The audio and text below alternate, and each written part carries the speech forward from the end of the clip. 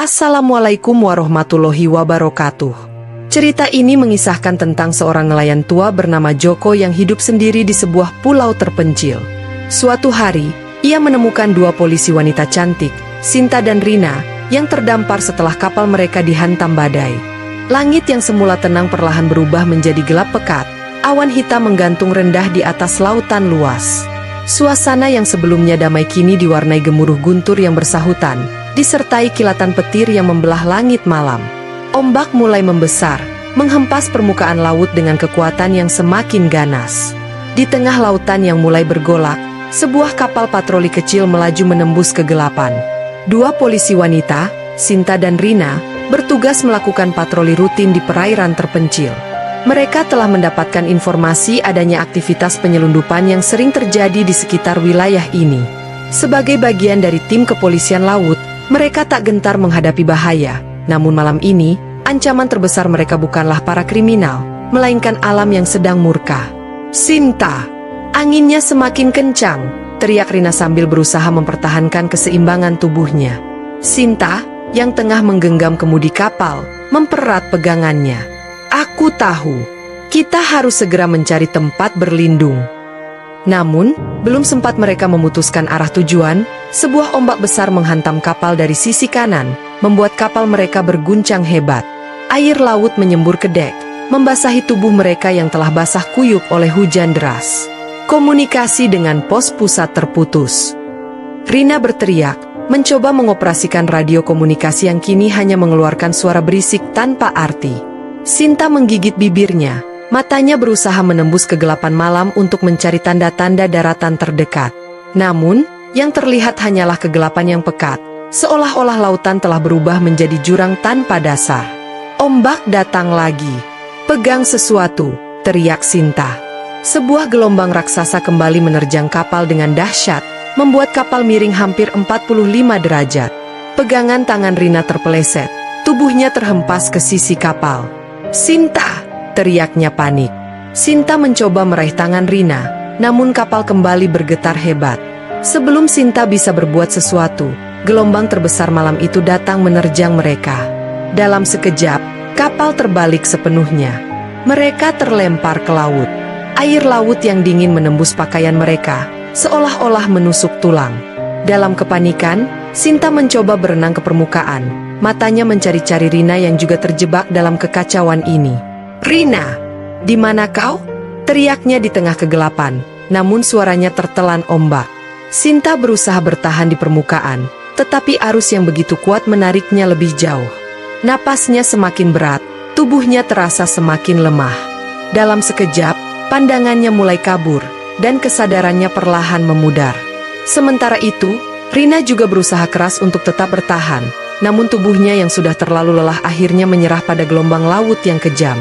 Badai terus mengamuk di atas lautan, tak peduli pada dua jiwa yang kini tak berdaya, hanyut mengikuti arus yang entah akan membawa mereka kemana. Mentari pagi perlahan muncul dari balik cakrawala, menyinari lautan luas yang kini tampak lebih tenang setelah semalaman diterjang badai. Ombak masih bergulung di kejauhan, namun pantai berpasir putih di pulau terpencil itu tampak damai, seolah tak terjadi apa-apa semalam. Di tepi pantai yang sepi, seorang pria tua berjalan perlahan dengan sebuah tombak kayu di tangannya. Usianya sudah 60 tahun, namun tubuhnya masih kokoh dan kuat. Rambutnya yang sudah memutih tersapu angin laut, dan wajahnya penuh dengan goresan pengalaman hidup. Dialah Joko, satu-satunya penghuni pulau ini. Sudah lebih dari 2 dekade ia hidup sendiri di pulau ini, mengandalkan hasil laut dan tanaman hutan untuk bertahan hidup. Ia telah terbiasa dengan kesunyian, dengan suara ombak dan angin sebagai teman setianya. Namun, pagi ini, ada sesuatu yang berbeda. Saat berjalan menyusuri pantai untuk mencari kayu bakar, pandangannya tertumbuk pada sesuatu di tepi air. Sebuah tubuh.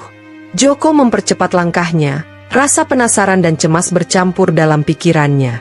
Begitu ia mendekat, ia melihat seorang wanita muda terbaring di pasir.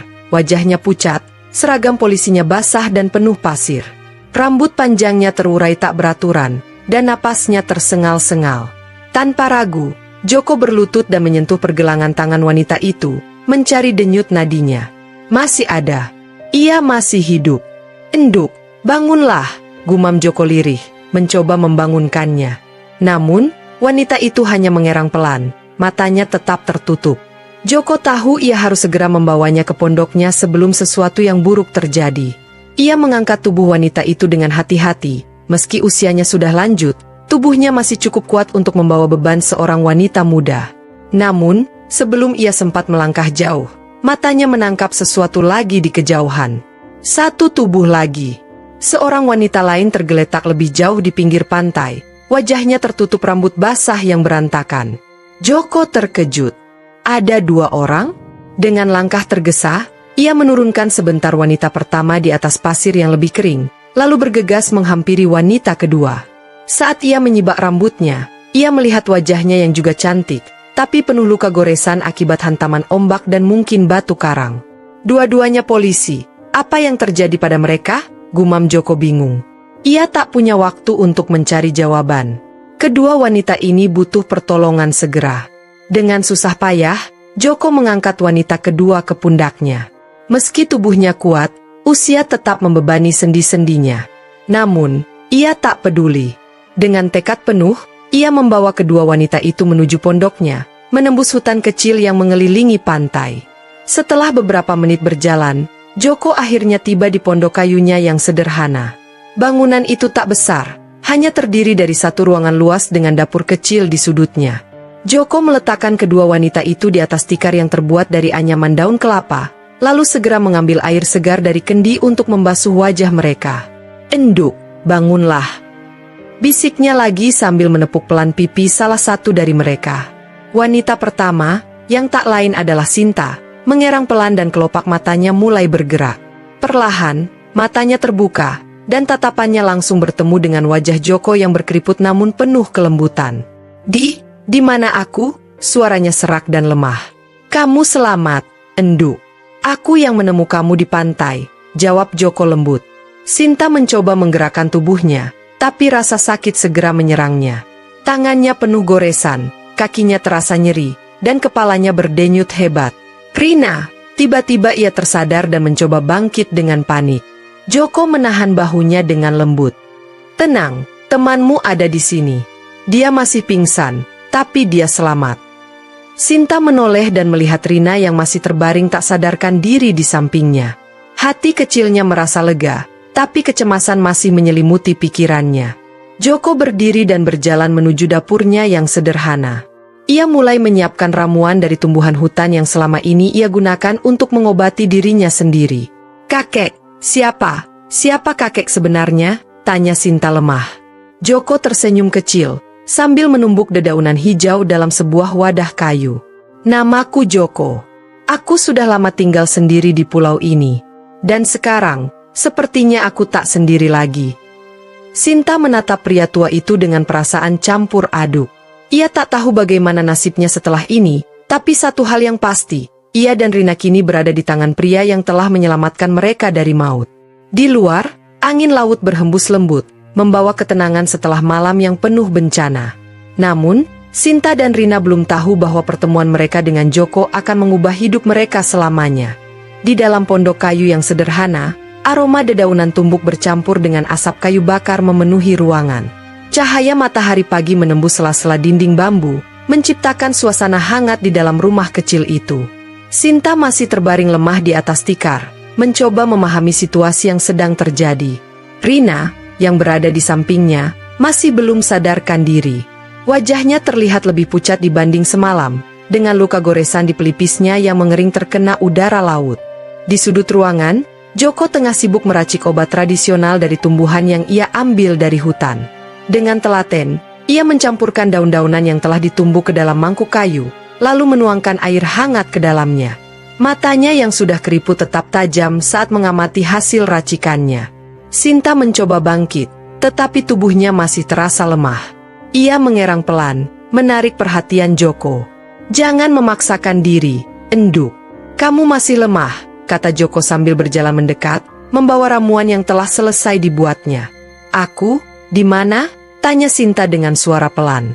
"Kamu di pondokku. Aku menemu kamu dan temanmu di pantai pagi tadi. Sekarang kalian aman," jawab Joko, meletakkan mangkuk kayu itu di sampingnya. Sinta menatap pria tua itu dengan rasa terima kasih yang mendalam. Meski terlihat kasar dengan janggut putihnya yang tebal, Joko memiliki sorot mata yang lembut.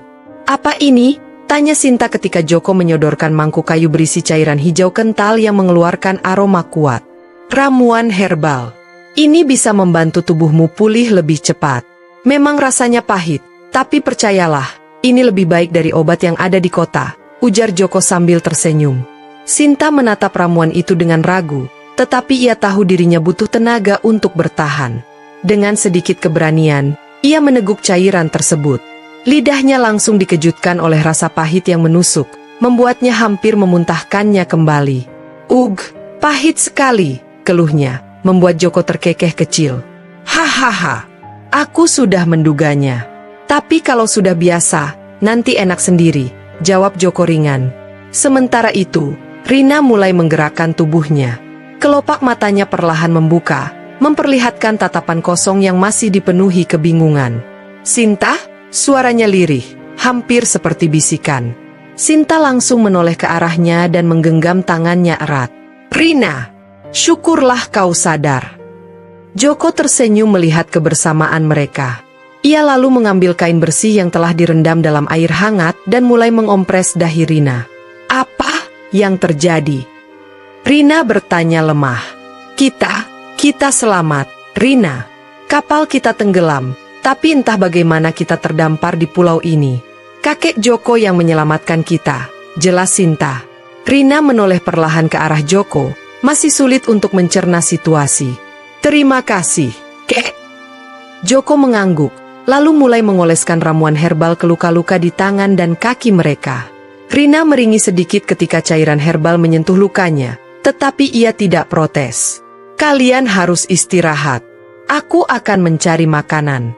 Jangan khawatir, di sini aman," kata Joko sebelum bangkit dan mengambil tombaknya. Sinta dan Rina hanya bisa menatap pria tua itu dengan rasa hormat yang mulai tumbuh di hati mereka. Hari-hari pemulihan. Beberapa hari berlalu sejak Sinta dan Rina pertama kali sadar di pondok Joko. Dengan perawatan Joko yang telaten dan ramuan-ramuan herbalnya yang mujarab, kondisi mereka membaik lebih cepat dari yang mereka perkirakan. Setiap pagi, Joko pergi ke hutan atau pantai untuk mencari makanan, sementara Sinta dan Rina mulai belajar melakukan hal-hal sederhana seperti membantu menumbuk daun obat atau menyiapkan kayu bakar. Mereka juga mulai mengenal kehidupan sederhana di pulau ini. "Kakek, sudah berapa lama tinggal di sini?" tanya Rina suatu pagi saat mereka sedang duduk di depan pondok, menikmati udara segar. Joko, yang tengah mengasah ujung tombaknya, tersenyum kecil. "Sudah lebih dari 20 tahun, Enduk. Dulu aku seorang nelayan, tapi setelah istriku meninggal, aku memutuskan untuk tinggal sendiri di sini." Sinta dan Rina saling bertukar pandang. Mereka tak bisa membayangkan bagaimana rasanya hidup sendirian selama itu. "Tapi, kenapa tidak kembali ke desa atau kota?" tanya Sinta. Joko menghela napas pelan. "Aku merasa lebih damai di sini. Tak ada hiruk-pikuk dunia luar. Hanya aku, laut, dan pulau ini." Sinta dan Rina terdiam sejenak. Mereka tahu betapa berbedanya kehidupan di sini dibandingkan dengan kehidupan mereka sebagai polisi yang penuh tantangan dan bahaya. Tapi anehnya, mereka mulai merasa nyaman. "Kakek orang yang hebat," kata Rina tiba-tiba. Joko hanya tersenyum, lalu kembali mengasah tombaknya. Namun, di dalam hati kecil mereka, benih-benih perasaan mulai tumbuh. Mereka belum menyadarinya. Tapi lambat laun, sesuatu yang lebih dari sekadar rasa terima kasih mulai berkembang dalam diri mereka. Sesuatu yang lebih dalam. Hari-hari berlalu dengan cepat di pulau terpencil itu. Sinta dan Rina, yang awalnya merasa asing dan tak berdaya, kini telah beradaptasi dengan kehidupan sederhana bersama kakek Joko. Mereka belajar menangkap ikan, mencari buah-buahan di hutan, dan membuat peralatan dari bahan-bahan alami. Di pagi hari, mereka bangun lebih awal untuk membantu Joko menyiapkan sarapan.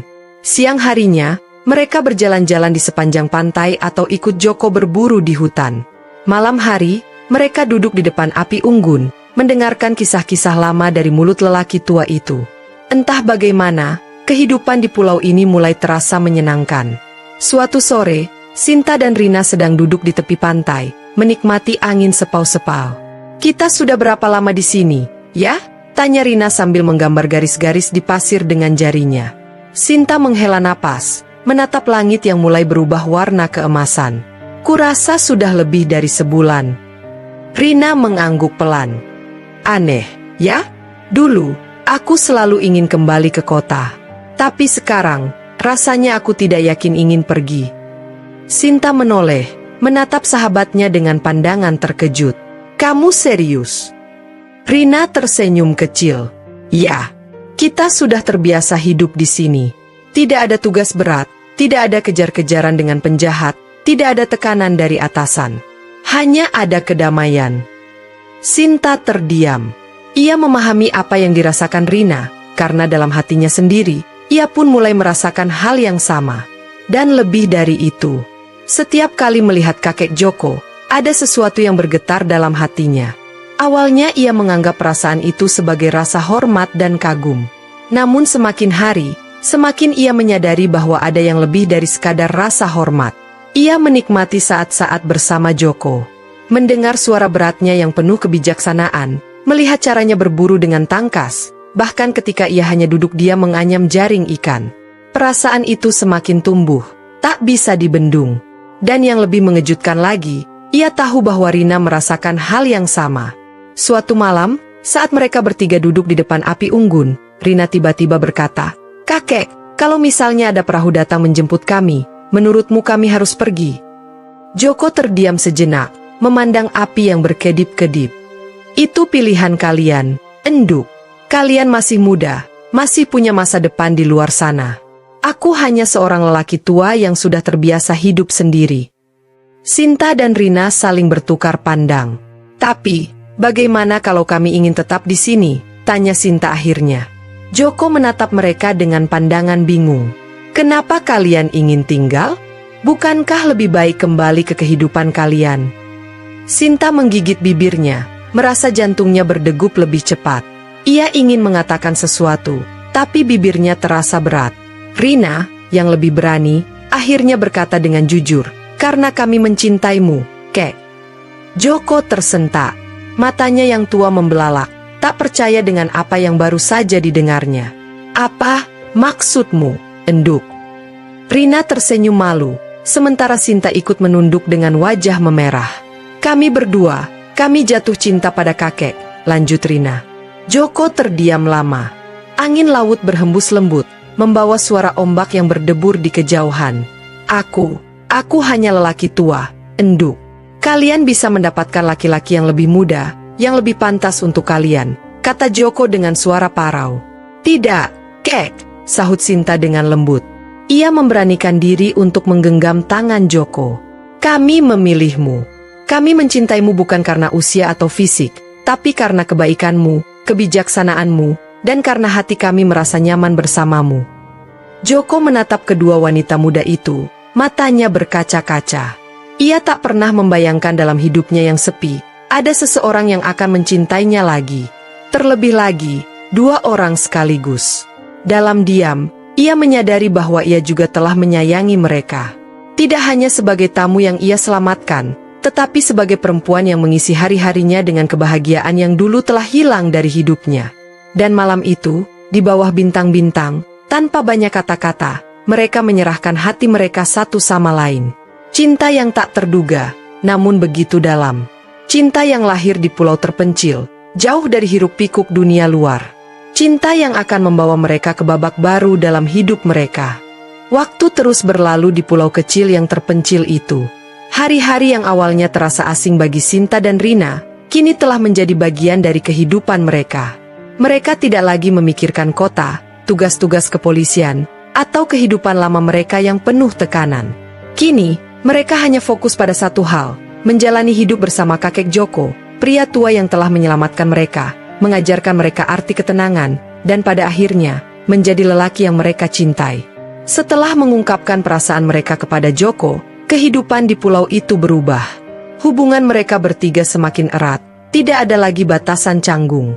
Setiap pagi, mereka bertiga bekerja sama untuk memenuhi kebutuhan sehari-hari. Sinta dan Rina kini semakin terampil dalam menangkap ikan, menanam umbi-umbian, dan bahkan membuat peralatan sederhana dari kayu. Joko selalu tersenyum melihat mereka bekerja dengan penuh semangat. Siapa sangka dua polisi cantik bisa berubah menjadi wanita desa yang rajin, candanya suatu sore. Sinta hanya tertawa kecil. Jangan salah, Kek. Ini hanya karena kami punya guru yang hebat. Rina yang sedang menganyam daun kelapa ikut menimpali. Iya, dan karena di sini ada seseorang yang membuat kami ingin bertahan. Mereka bertiga saling berpandangan, tersenyum penuh arti. Malam-malam mereka semakin hangat, dengan canda tawa dan percakapan panjang di depan api unggun. Tidak ada rasa canggung, tidak ada penyesalan. Hanya ada kebahagiaan dan cinta yang tumbuh semakin dalam. Suatu pagi, ketika Joko sedang berada di hutan mencari kayu bakar, Sinta duduk di depan pondok dengan wajah sedikit pucat. Rina yang baru saja kembali dari mengambil air dari mata air, memperhatikannya dengan cemas. "Kamu kenapa, Sinta? Dari tadi kelihatan lemas," tanya Rina sambil meletakkan kendi air. Sinta menghela napas, tangannya memegang perutnya. "Aku merasa aneh. Perutku mual sejak tadi pagi." Rina terdiam sejenak, lalu matanya membesar. "Sinta, bisa jadi kamu." Sinta menatapnya dengan wajah tegang. Mereka berdua saling berpandangan, lalu tanpa berkata-kata, mereka bergegas mencari kakek Joko. Saat mereka menemukannya di tepi pantai, Joko langsung melihat wajah cemas mereka. "Ada apa, Enduk?" tanyanya. Sinta menggigit bibirnya, lalu dengan suara lirih ia berkata, "Kakek, sepertinya aku hamil." Joko terdiam, matanya membesar. Lalu dengan perlahan, ia menatap Rina yang juga terlihat ragu-ragu. "Dan, aku juga, Kek," Rina menambahkan. Joko terdiam semakin lama. Ia menatap dua wanita di depannya yang kini mengandung anaknya. Ada keharuan yang begitu besar dalam hatinya, sesuatu yang tidak pernah ia bayangkan sebelumnya. "Tuhan!" bisiknya, matanya mulai berkaca-kaca. Aku akan menjadi ayah lagi." Sinta dan Rina tersenyum, lalu mengangguk bersamaan. "Bukan hanya ayah, Kek, tapi juga seorang kakek untuk anak-anak kita," kata Sinta sambil tertawa kecil. Joko menundukkan kepala, mengusap wajahnya dengan tangan yang mulai gemetar. Ia merasa hatinya dipenuhi oleh rasa syukur yang luar biasa. Setelah bertahun-tahun hidup sendirian di pulau ini, ia kini memiliki keluarga. Ia berdiri, lalu dengan hati-hati menarik kedua wanita itu ke dalam pelukannya. "Terima kasih, Enduk. Terima kasih telah membawa kebahagiaan ini ke dalam hidupku." Hari-hari selanjutnya dipenuhi dengan kebahagiaan dan persiapan. Joko semakin perhatian kepada Sinta dan Rina, memastikan mereka selalu makan dengan baik dan tidak terlalu lelah. Sinta dan Rina pun semakin menyadari betapa dalamnya cinta mereka untuk Joko. Pria tua itu bukan hanya penyelamat mereka, tetapi juga pasangan hidup yang begitu mereka hormati dan kagumi. Ketika bulan demi bulan berlalu, perut mereka semakin membesar. Rina yang biasanya penuh semangat mulai lebih banyak beristirahat, sementara Sinta masih suka berjalan-jalan di pantai, menikmati angin laut. "Kek, menurutmu anak kita nanti seperti apa?" tanya Rina suatu sore saat mereka bertiga duduk di depan pondok. Joko tersenyum sambil mengelus janggut putihnya. "Aku harap mereka tumbuh kuat seperti ibunya, dan punya keberanian seperti kalian." Sinta tertawa. "Kalau begitu, kita harus menyiapkan mereka untuk jadi petualang kecil di pulau ini." Joko mengangguk. "Dan jika suatu hari nanti kalian ingin membawa mereka ke dunia luar, aku akan mendukung kalian." Rina menggenggam tangan Joko. "Tapi kami tidak ingin pergi, Kek. Pulau ini adalah rumah kami sekarang." Joko terdiam sejenak, lalu mengangguk dengan mata yang mulai berkaca-kaca. Ia tahu, hidupnya kini telah berubah selamanya. Ia bukan lagi lelaki tua yang hidup sendiri di pulau terpencil. Kini, ia adalah seorang suami, seorang ayah, dan sebentar lagi, seorang kakek bagi anak-anak yang akan segera lahir. Masa depan yang tak pernah ia bayangkan sebelumnya, kini menjadi kenyataan yang paling indah dalam hidupnya.